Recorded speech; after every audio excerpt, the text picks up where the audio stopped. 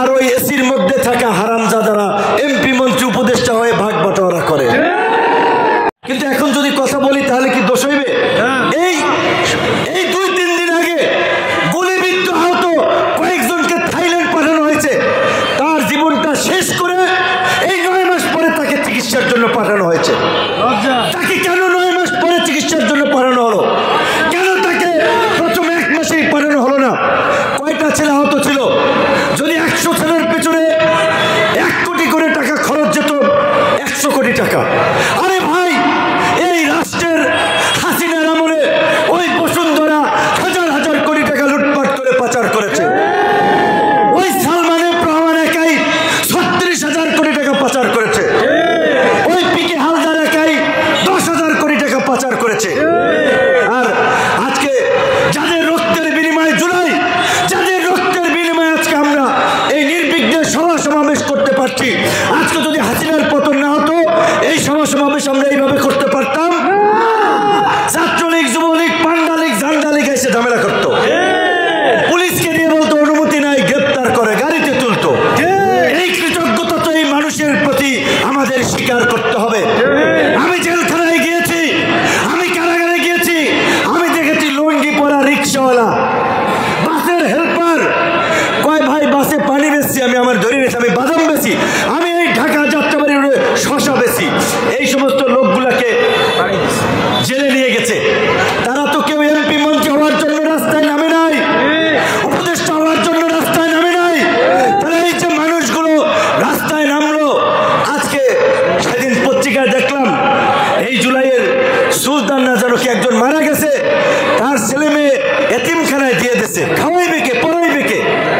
এই দেশের প্রয়োজনে 1952 ভাষা আন্দোলন থেকে 71-এর মুক্তিযুদ্ধ, 90-এর স্বৈরাচার বিরোধী আন্দোলন, এই 24-এর গণ অভ্যুত্থান, ওই গার্মেন্টস কর্মী, রিক্সাওয়ালা, কৃষক, শ্রমিক সবাই রাজপথে সে রক্ত দেয়।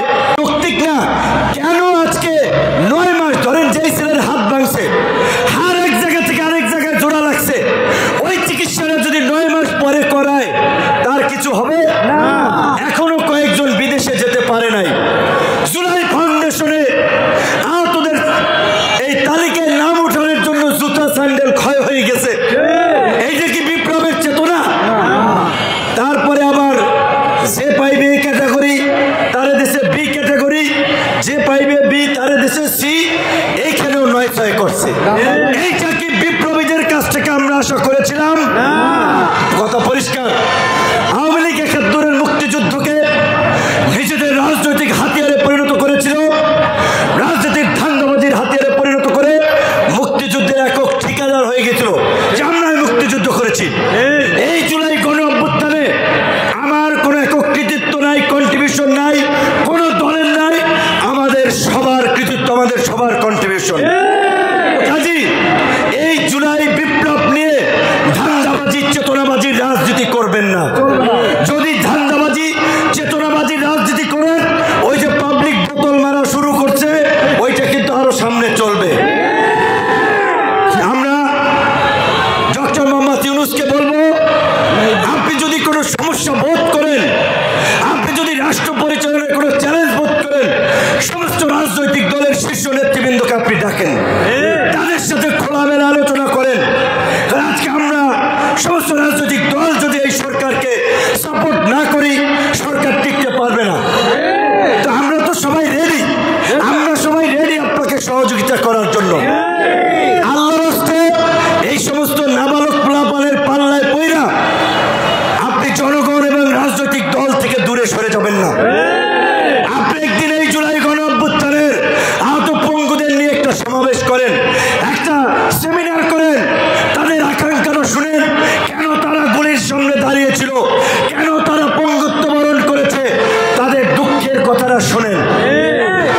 আজকে বিভিন্ন পত্রপত্রিকায় যে রিপোর্ট হয়েছে, ডক্টর ইউনূসকে ঘিরে রেখেছে 7 সদস্যের একটি দুষ্ট চক্র।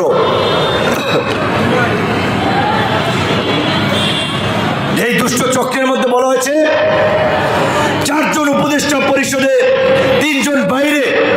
আমি ডক্টর মোহাম্মদ ইউনূস স্যারকে অনুরোধ করব, এই দুষ্ট চক্র খুঁজে বের করুন। এরা আপনাকে ডুবাইবে,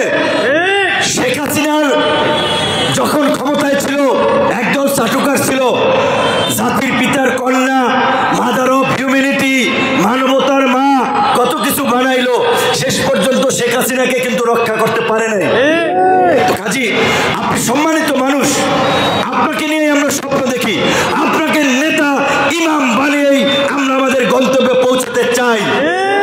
কিন্তু আপনি যদি এই দুষ্ট চক্রের কারণে রাজনৈতিক দলগুলোর সাথে দূরত্ব তৈরি করে ফেলেন, দেশও ক্ষতিগ্রস্ত হবে, আপনি নিজেও বেইজ্জতি হবেন। তাই আমরা বলবো, গতকালকে বিভিন্ন রাজনৈতিক দলের শীর্ষ নেতারা আমরা আলাপ করেছিলাম, আজকেও আলাপ করেছে সকল রাজনৈতিক দল, আপনাকে অনতিবিলম্বে জাতীয় সংলাপের আহ্বান করেছে। আপনি জাতীয় সংলাপ ডাকুন।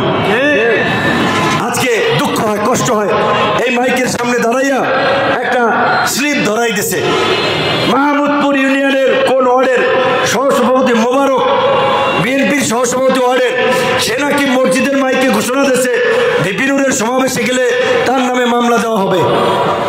আমি এলাকার বিএনপি নেতাদেরকে বলবো, এই চান্দুর বিরুদ্ধে ব্যবস্থা নেন, নাহলে কিন্তু ওর খবর আছে। আওয়ামী লীগের আমলে ওই ছাত্রলীগ যুবলীগ আওয়ামী লীগের কোনো কুতুবকে পরও করি নাই, যেখানে রক্ত আন্দোলন সংগ্রাম নিজের প্রাণ বিসর্জন দেওয়ার মতো মানসিকতা নিয়ে রাজপথে নেমেছি। এই জুলাই পরবর্তী কোনো কুতুবের রক্তচক্ষুকে উপেক্ষা গণ অধিকার পরিষদের নেতাকর্মীরা পাত্তা দেয় না কোনো এই কুতুবকে। যারা এগুলো করবেন তাদের পরিণতি কিন্তু ভয়ঙ্কর হবে, আমরা বলে দিচ্ছি। আমরা জানি এই রূপগঞ্জের গার্মেন্টস মিল ফ্যাক্টরি থেকে কে কত কোটি টাকার চাঁদা নিচ্ছে, কারা কারা ঝুট ব্যবসা করছে, কারা কারা পরিবহন ব্যবসা নিয়ন্ত্রণ করছে, কারা কারা চাঁদাবাজি করছে। আমরা পরিষ্কারভাবে বলতে চাই, এগুলো বন্ধ করুন। এগুলো করে আপনাদেরও রাজনৈতিক মৃত্যু ঘটাচ্ছেন।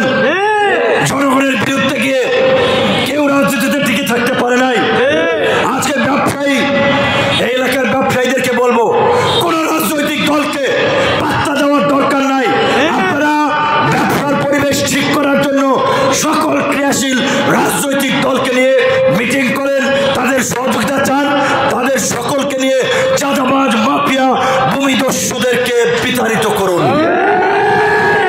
গণ অধিকার পরিষদ এই জুলাই গণ অভ্যুত্থানের পরে 5 পয়সা চাঁদাবাজি করে নাই, 5 ইঞ্চি জায়গা দখল করতে যায় নাই, কারো মাথায় বাড়ি দিতে যায় নাই, ভবিষ্যতেও যাবে না ইনশাআল্লাহ।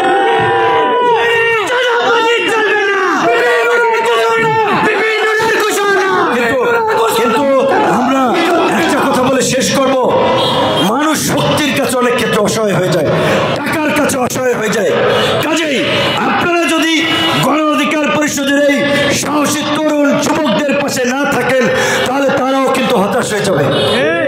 তারা হতাশ হলে ওই আগের পুরানো রাজনৈতিক ব্যবস্থায় কিন্তু এখানে আপনাদের উপরে আবার চেপে বসবে।